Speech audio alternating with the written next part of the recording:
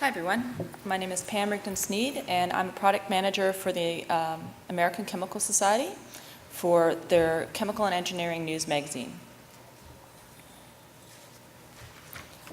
So I'm going to give you a little bit of a case study, and the agenda is as follows. We're going to look at the history of ACS, our challenges, what our core competencies were and how important those are to this whole process, understanding our audience better, validating our assumptions, and then how we went about collecting our data, and how we measured success ultimately is very important, and then where do we go from there.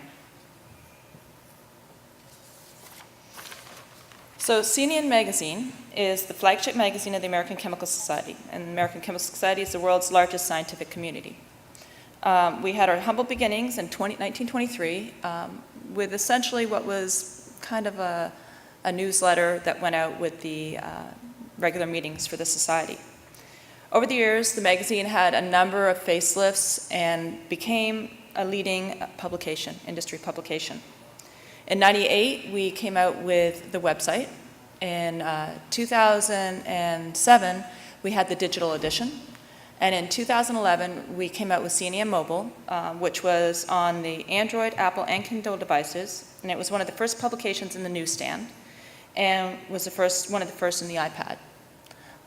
In 2014, we had another shift in our look, and then today, this year, we've come out with a new design based on all of this research that we're going to talk about in a minute. And we're looking at a redesign for the website, for the print, and for mobile. So background on some of our users. Most of our readers use this magazine as their primary source of chemistry and industry news, and over 80% of them, it's their only news source for science. So the dilemma we faced is the dilemma I think most publications face these days. We had a loyal readership, but we'd been impacted by the flood of competition for readers' time and attention across an ever-increasing number of digital delivery channels. Publishers no longer have the luxury of saying, okay, this is how you're going to get it. The readers now has the freedom to choose where they want to see the information, and it's easier to publish, so there's a whole lot more information out there. So the question for us was, how do we stand out from the crowd? We realized right off the bat that our core competency is our brand. Everybody understands who ACS is, what CNN is, and they value us as a trusted news source. So that is core to everything we do.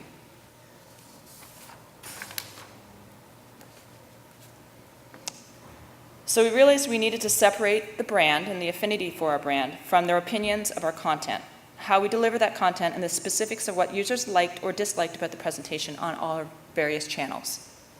We divided our analysis into 3 specific areas: content, delivery channel, and presentation. And we asked very specific questions to our target readership. What do they want to read? Where do they want to access our content? And how do they want to read our content?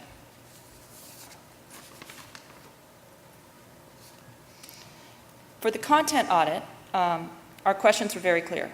How well is the magazine editorial content meeting our members' needs? What content do the readers value most, and why do they value it? Using the results from our Level 1 member surveys, we knew demographical information about our readership and the general trends in our reader preferences. So we do this regular, yearly now, every couple of years, survey of all of our membership. It has a good response rate, and we can understand from that the general preferences of our readers. But we needed to take it a step further. We needed to really understand where our content was lacking and what we needed to do to reinvigorate our readership. We turned to Driving Wheel, which is a consulting firm with expertise in helping organizations in the science publishing field. Their goal was to help us better understand our audiences and identify how to refresh our editorial content and approach. The firm conducted an intensive, data-driven analysis of the editorial content of CNN across all 3 of its channels, so digital and print and mobile. And we divided our research into 2 phases, the qualitative phase and the quantitative phase.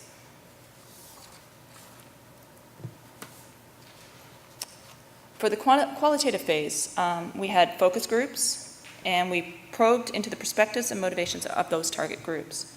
The sessions were in person. They had a facilitator that led them through it, and they were very in-depth.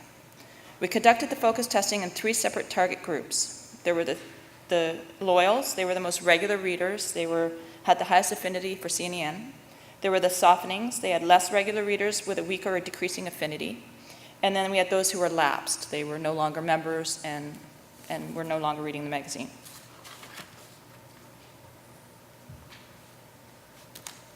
So getting a good mix, within each of these focus groups, we chose participants from several different demographics to get a solid cross-section of our readership. We chose participants from our 3 vertical markets, which are industry, government, and academia.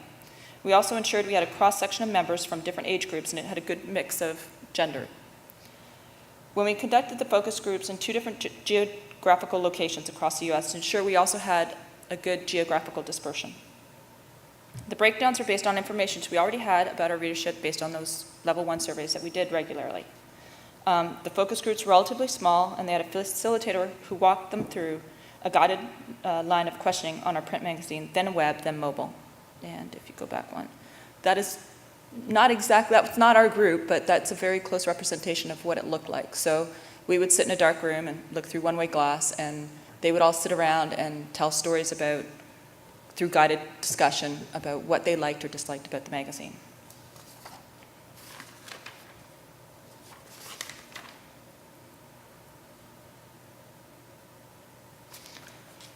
So in contrast to the qualitative research we did, the quantitative research was much broader. It consisted of online surveys. There was a much bigger sampling of our readership, and while it lacked the facilitator and more lengthy interactions, it confirmed the findings of our qualitative research. In our qualitative focus group testing, we generated hypotheses that were then tested in a quantitative phase. The quantitative study included emailing questionnaires to a representative sample of ACS members, specific target groups, as well as collecting responses via links on our CNN website. In addition to the loyal, softenings, and lapsed groups of our print readers, the quantitative survey included those of primary interaction with CNN was through their online website. And they were also international.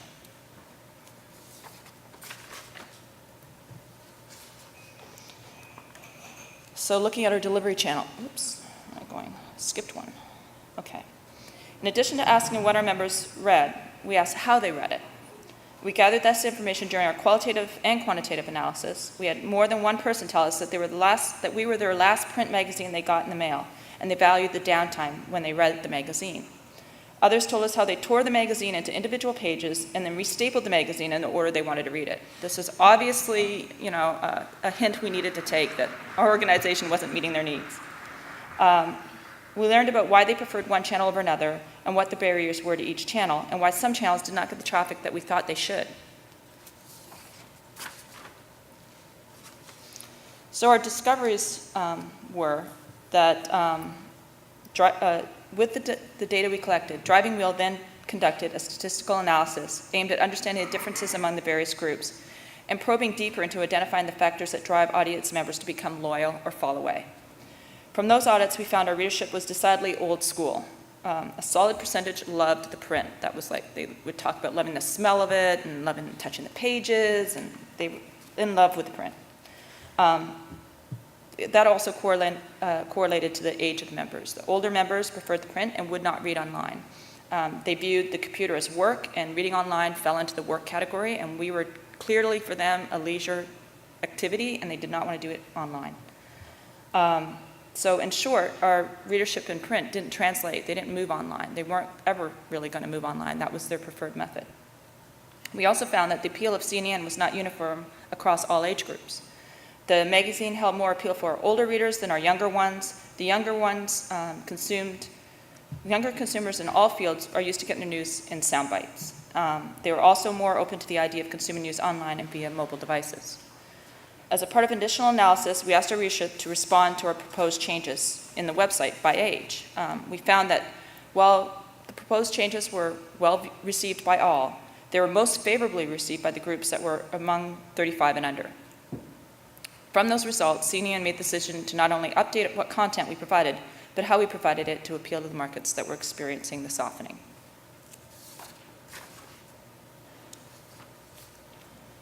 So we nailed down what we needed to do to improve our core competency, which was our content. Now we need to make sure our presentation in each delivery channel hit the mark. To understand how our readership responded to our designs, we conducted a series of labs on our new designs and layouts to see how they fared with our readers. We conducted separate and focused engagements for each of our delivery channels. The surveys we did for print, and we also did online, or not online, but focus group testing in person, because it's material you couldn't really mimic online. We did user feedback for website redesign. It was gathered via Insight Labs, which was an in-house team that did this for us. And it was, again, with our members. And then for mobile, we conducted our labs also online with wireframes and concept testing. And then we did actual design testing. So the thing with the mobile, or with the whole Insight Labs for mobile, was we were able to hit a softening demographic. The labs were able to engage those who weren't reading the mobile version of our magazine, engage what would attract them to mobile. So they were still members.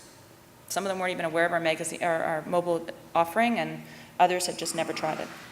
We had a very good response and a high level of interest in our new designs. We were able to test new ideas and learn whether or not it was worth even developing them from prototypes and just mock-ups, saving us money. We found there was a high satisfaction in our app and a high approval for the changes we wanted to make. They especially appreciated our usability and organization of the app. And if you look at this picture here, this is a heat-sensitive view of a compilation of what everybody touched and what was touched most and which had the most activities. So there was good uniform use of the page, and latest news scored highest with the issue coming second. Our second round of labs was focused on the specifics of presentation. This lab had a 47% response rate. That's the highest response rate of any of our previous labs for any of our ACS products. People were very interested in participating. The lab had strong participation for people in academia and was responded to by the group demographic we were trying to engage the most, that 30, 35 age group. We provided 3 designs and gained valuable feedback on which designs appealed the most. This happened to be one of the cases where all of our management team was heavily leaning to one design, saying, oh, we don't want to go with this other one, we don't want to go with this other one. We had the lab, and I said, well, they're overwhelmingly going for the one you guys don't want to go to. And they're like, oh, well, what's the percentage? And it was literally 100%. And we're like, yeah, that's a sound win for that design. So that's an idea of, that's exactly where data-driven analysis supported a design work.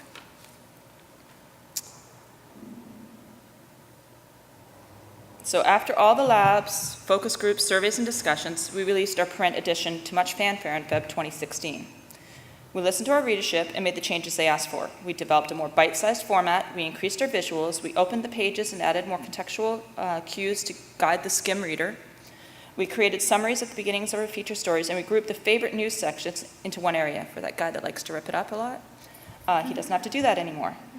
We did away with our department headings and mixed the news by topic. It was too early to tell, but our initial feedback has been really good, and we promoted it at all of our conferences, and it's gotten huge rave reviews, so the numbers will tell.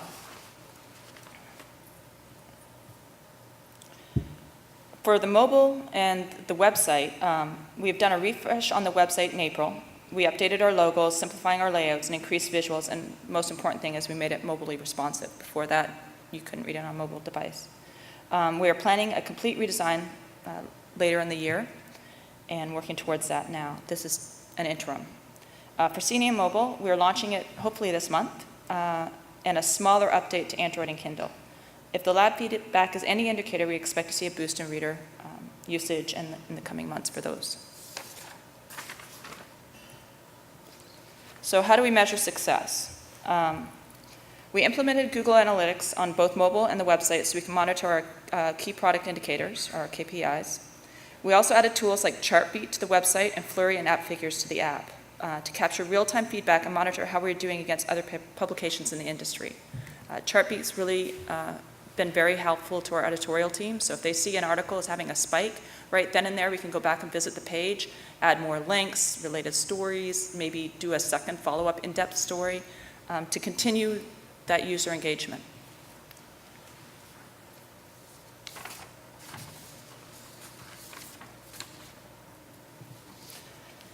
So how do we keep it all going? How do we ensure that all that hard work is recognized? We need to drive traffic. Unlike Kevin Costner, we can't just build it and they will come. You got to work at it. You got to promote it. We have to keep our content current on social media, in the newsletter campaigns, and in other aggregators. We got to keep redirecting people from all the places they might look. We noted earlier, our users have to find us through the sea of publications available in the digital world, so we need to push our stuff to the top.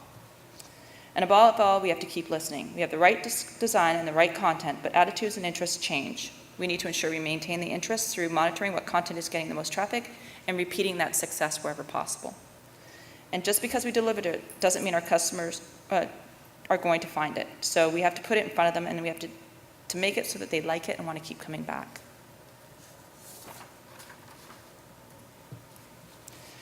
So what I would want you to take away from this little story is the following. Identify what your fundamental value or brand is. Identify your target audience. Develop an engagement strategy that works for what you're doing. Ensure the fundamentals of your brand meet the audience expectation. Understand how the readers engage your content. Understand how presentation affects retention. Make decisions based on data, not assumptions. And engage frequently as you travel the project life cycle and beyond that into post-launch. And continue to refine. And that's all I have.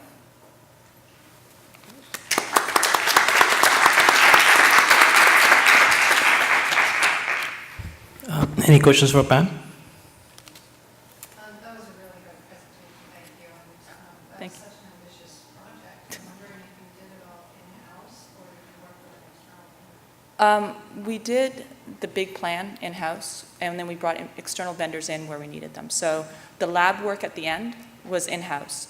Since then, we've realized that that's kind of ambitious to keep a team that does nothing but that, so we're outsourcing that now. And we employed Driving Wheel for the initial event. So that initial focus group testing and print feedback and all that, the qualitative and quantitative stuff, that was with a vendor. Did you have an app before you did the study, or was it just online? We had an app before we did this study. We actually built the app on a whole separate set of studies.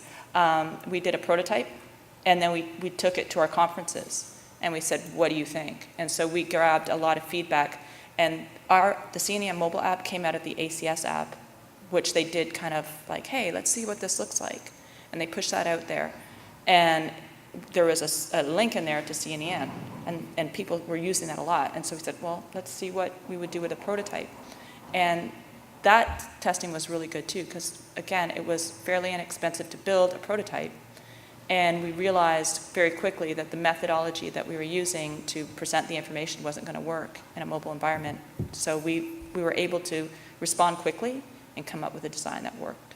So the dissatisfaction with online was a part of dissatisfaction with the app, or did you separate that out? They were separate, completely separate items. And that's the other thing. We found that that online users have a mobile experience now. They didn't then. It was just a straight desktop presentation. The digital edition was looks like a magazine, but it's digital, that we could send overseas. And then mobile is an actual native app that kind of combines, it's like a merge of our website and our print. It's got more than just the print magazine. It's got the latest news, and it's got jobs and all that. So is app usage a high percentage of what the online is, or is it very small? Once we find it very small. Yeah, right now it's small because they're going on what the site used to look like. Right. So the site before, you're trying to see the whole page on a small device, it didn't work. We're seeing an uptick now of people like, hey, now it's flowing, I can read it online. It remains to be seen whether there's going to be a real difference. If we're still going to have like those people that are comfortable with, I want to sit the app, and the app's kind of like the leisure read, whereas trying to look at the website through a browser is a different experience. You need both. Anything else? I was just wondering about when you looked into the redesign, did you try to integrate the print redesign with the web design, or did you just keep those completely separate? We work them independent but in tandem. So our design team worked together to to take across the elements that made sense. So, for example, that's why we started with the content audit. Like, fundamentally, that's our core. And you could put whatever wrapper you want on it, but if the content is not hitting the mark, then you're lost.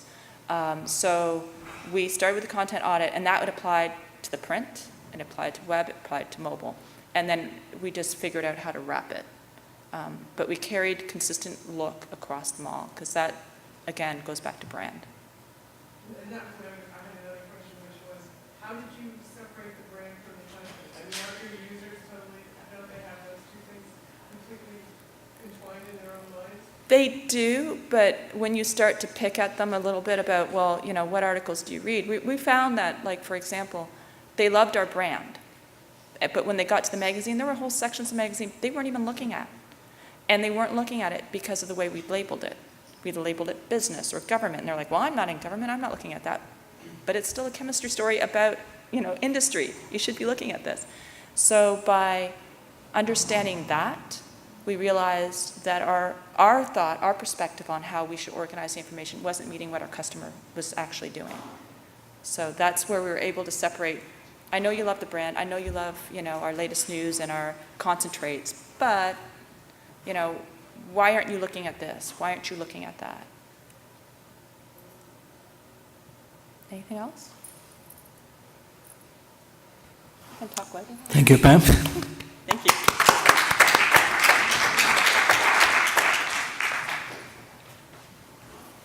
It looks like we're running ahead of time, which this is possible.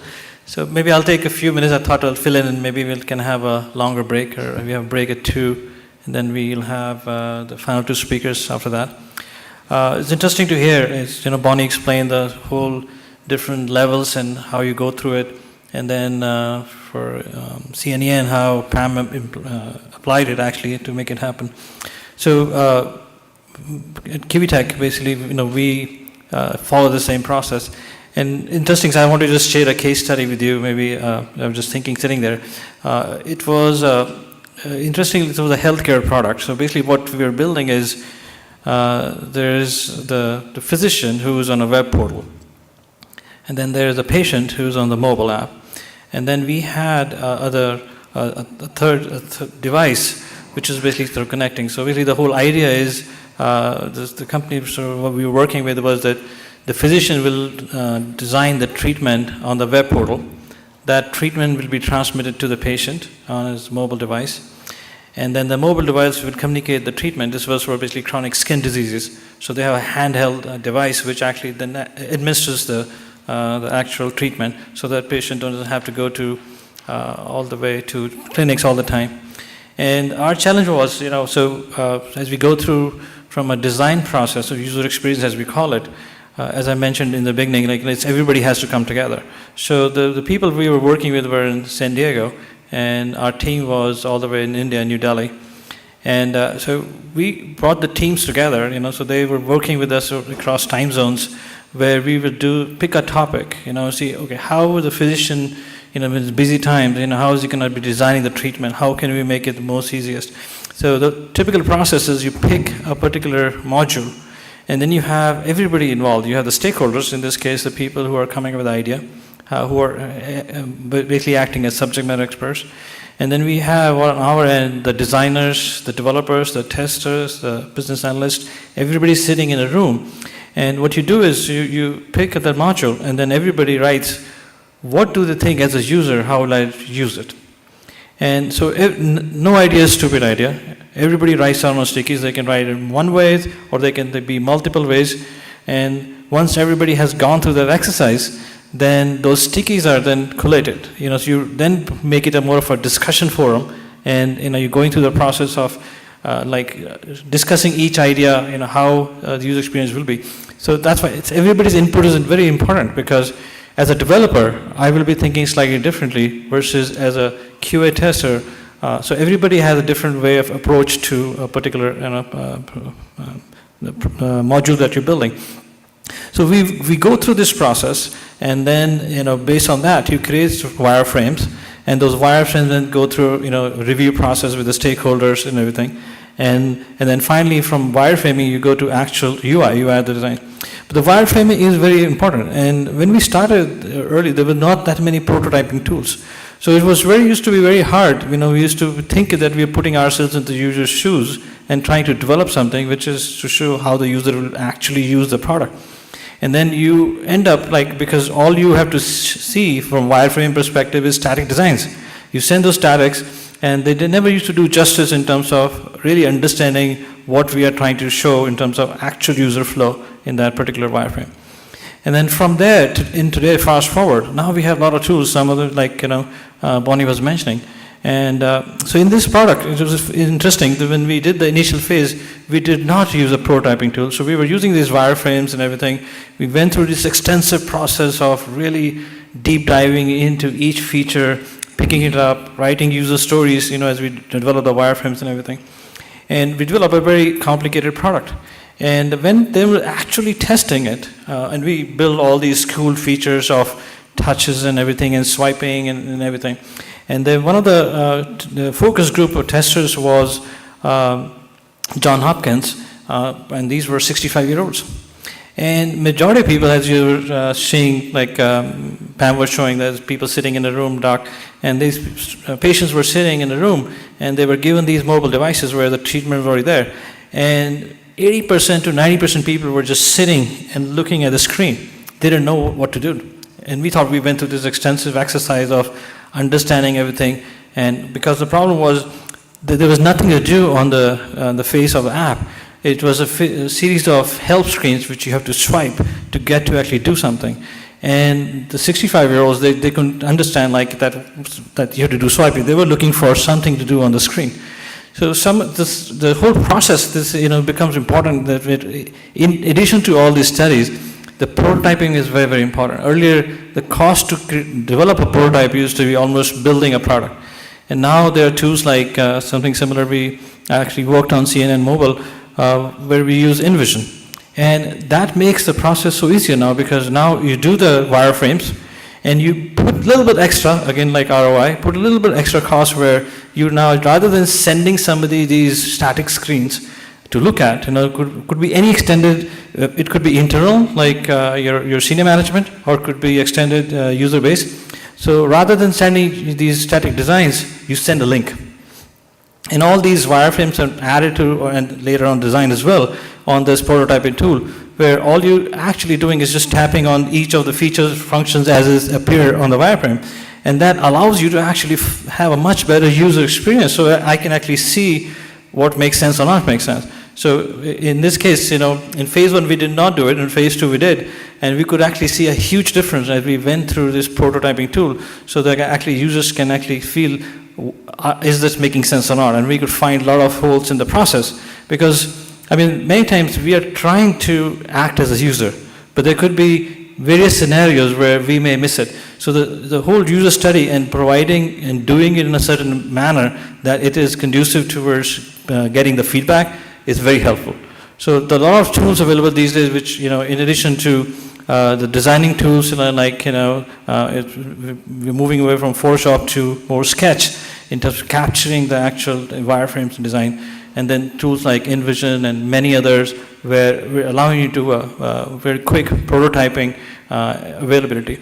And we are strongly recommending now anybody who comes to us that let's not even start development.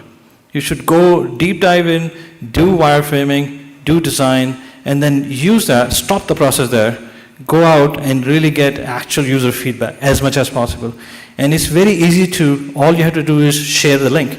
There's nothing else. You don't have to host anything. You don't have to get their devices, UDID numbers or anything. So whether it's mobile, whether it's web, you send that out, you collect the feedback which comes from it, you incorporate that back into user flow before you start the actual development process. So I thought I'll just share that with you because I think it's adding a lot of value in terms of how the user, design, how you're going and doing all this research and putting input into it, but also getting feedback as you develop your product. Right. So with that, we'll probably have a little bit extended break. So I think they're gonna have some tea and coffee at 2 p.m., but we will collect here at 2:15 p.m. Okay, thank you.